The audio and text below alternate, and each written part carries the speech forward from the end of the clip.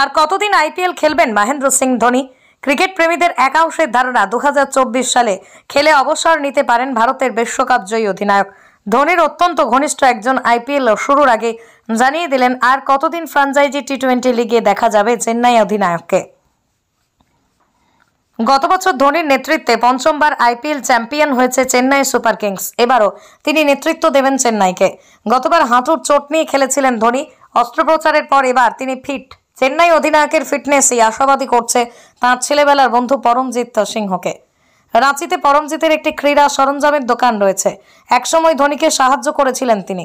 বন্ধুর উপকার ভোলেননি ভারতের প্রাক্তন অধিনায়ক। কিছুদিন আগেই পরমজিতের সংস্থা স্টিকার ব্যাটে লাগিয়ে অনুশীলন করেছেন, যে ভিডিও ভাইরাল হয়েছিল সমাজ মাধ্যমে। তখনই ক্রিকেট প্রেমীরা জানতে পেরেছেন ধোনির ঘনিষ্ঠ বন্ধুর কথা। ধোনি যেখানেই থাকুন পরমজিতের সঙ্গে তার নিয়মিত যোগাযোগ রয়েছে। 2000 সালে আন্তর্জাতিক ক্রিকেট থেকে অবসর নেন 42 বছরের ক্রিকেটার। তবে নিয়মিত আইপিএল খেলছেন তিনি। এখনও উইকেট রক্ষার পাশাপাশি ব্যাট হাতেও দলকে ভরসা দিতে পারেন।